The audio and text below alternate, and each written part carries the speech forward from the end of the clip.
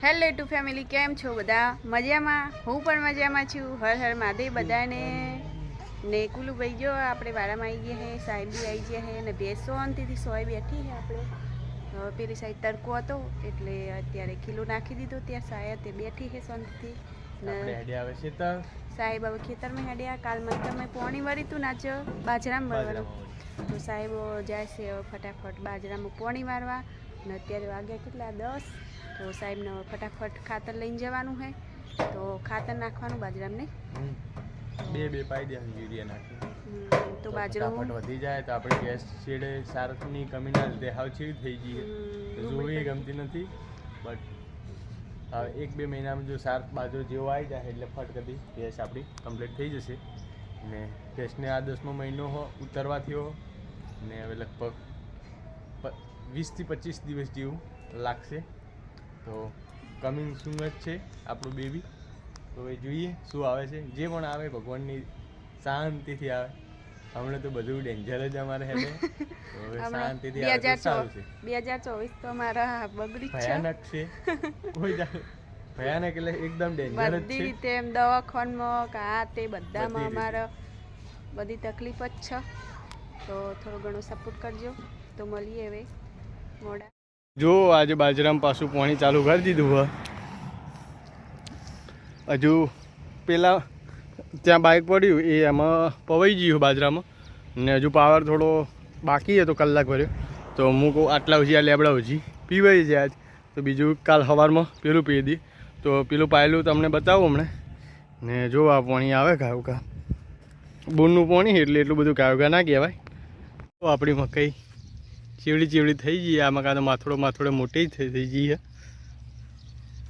તો હવે 10 થી 15 દાડામાં પાણી કાલ પાઈ દીધું હોય તો 10 થી 15 દાડામાં પહેલી કટિંગ આવી જશે. મકાઈમાં તો એક જ કટિંગ હોય પણ કટિંગ આવી જશે તો આપણે ભેંસને પછી સોનથી સારની લીલાચારની ને જોઈએ કહો મસ્ત હારી હ તો 20-25 દિવસ એટલે 1 મહિનો 1-1.5 મહિનો આપણે ભેંસને નીકળી જાય.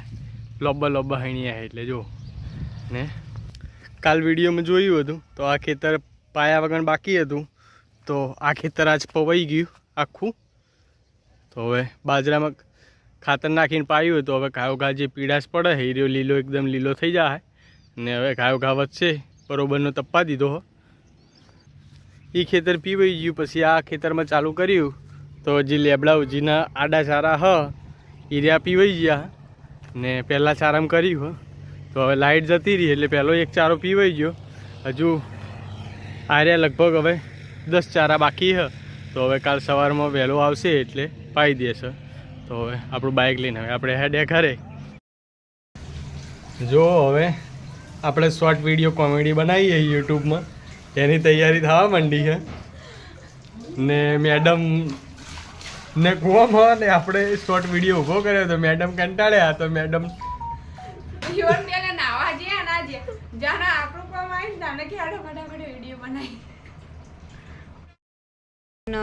ભેંસ જો અમારે થોડી બિચારી ખાવામાં થોડું તકલીફ વીક પડી ગઈ હ. નકર અત્યારનું જો પૂરા મહિના જતા હોય તો ઢમઢોલ થઈ રહી હોય. પેલી અમારે જે જૂના સબસ્ક્રાઈબર છે એમને અમારી જૂની ભેંસો જોયેલી જ છે. તેમને ખબર જ કેવી હતી ને એના પ્રમાણે આ ભેંસ કોઈ ના કહેવાય. અમને જોઈને જ હવે અત્યારે એક પણ હચવાતી નહીં કારણ કે ચારમાં બહુ કમી આવી ગઈ હ. ને હવે 20-25 દિવસમાં આપણે મકાઈ આવી જશે. પછી ફૂલ ગાય રેડલી ને ભેંસ. અત્યારે તો ગાય દોવા દેતી નહીં એટલે એમને બોધીને ચાર ખવડાવવાની ખાલી થાય છે અત્યારે તો. કેમ કે અમારે ઘરની ગાય હ ને ઠીકથી નાનથી મોટી થઈ હ એટલે હવે કોઈને આપવી પણ અમને નથી ગમતી કે અમારે જેવું રાખે ના રાખે. થોડું ભૂખ્યું રહે પણ એમ શાંતિથી અમારે ઘરે રાખવી સારી. હવે ત્યાં સુખ પણ મળે ને દુઃખ પણ મળે. ગાયની કોઈ અમારી એવી કોઈ એમ કિંમત નહીં લેવાની પણ એમ આગળ જેવી જાય વસ્તી શું કરે એમાં ખબર ના પડે. એના કરતાં આપણે પાસે હાલ થોડું ઘણું જે છે એમ હેડાડી જઈએ. પછી આપણે હવે સાર જ વાવી દીધી છે તો શું શાંતિ. ભેંસ પણ આપણે જોઈ શકો હમણાંથી આપણે નવરાવતા નથી. તે હવે થોડા દિવસ પછી જો આપણી મકાઈ આવી જાય એટલે ટનાટન ટકોરા જે કરી નાખશે. અને હવે વધારે ને વધારે 20 થી 25 દિવસનો ગાળો છે ભેંસને હવે વધારે ના લે. પાછું આ તો વાતાવરણ વાદળછાયું કરી હે કે આપણે આપણું જે કામ કરીએ ને એનું ડિફરન્ટ જ થઈ જાય. આજ એક ખેતરમાં પાણી પાયું, બીજામાં અડધું પાયું ને અડધું બાકી રાખ્યું, એટલે આજ ફટ કદું વાદળછાયું વાતાવરણ થઈ ગયું. ના કરે નારાયણ વરસાદ આવી જાય ને તો આપણે બધી જ મહેનત બાતલ જાય. ખોટા આપણે કલાકવારીના પૈસા વધી જાય. એના કરતા 2 દિવસ મોર જો વરસાદ આવી ગયો હોત તો આપણે ત્રણે ખેતર પી રત ને આપણા 2-3 દિવસ બગડવાના બચી જત.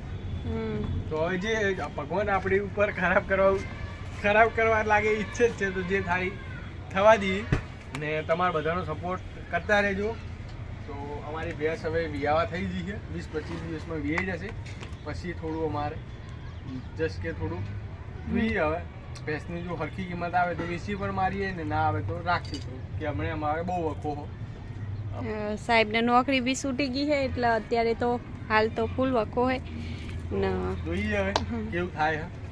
હાલથી કોઈ કહેવાય નહીં, અમે એડવાન્સમાં વિચારે એ રહ્યું અમારું થતું નહીં, મીન્સ કે અવડું જ પડે. તો હવે જઈએ ઘરે. ને બટકું જો હમણાં થોડા દિવસથી બટકું હમું ધ્યાન નહીં આલીને તો બટકું છે ને મને મારવા આવે છે. તો રીસાઈ ગઈ છે બટકું જો મારાથી. બટકું શું થયું તને? જો કેવી મારો આવે છે. શું થાય તને?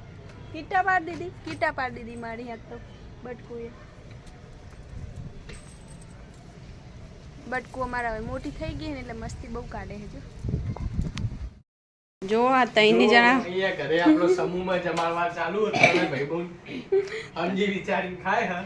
ના વિશુબેન ના માર શું થયું? વિશુબેન ને શીખર હમણાં તો શું થયું તો બધાની ઉપર ડાચ કાઢે. દાંત કાઢે છે ને એમની ઓખો તો જો વિશુ આમ તાકજી. મોટી ઓખો. વિશુ આમ તાકજી. અમને એવું લાગે કે વિશ્વબેન ને વરગાળ વળગ્યો ચોકથી. ગગી અમીરે મારતી તો ગોળી થઈ ગઈ છે. વિશુ ના માર વળગ્યો ને એવું લાગે હમને થોડું ઘણું, કારણ કે હમણાંથી હે ને રોવાનું ને એવું બધું વધી ગયું હોય ને પાછું ડોરા કાઢે અમારે હમું કાતરીને જોવે છે. રાતે ઊંઘતી નહીં ના બધું બહુ વધી ગયું છે એટલે થોડું અમારું મગજ એના ભેગું ફેવડી નાખો. એક તો અમારું મગજ ફરેલું જ છે.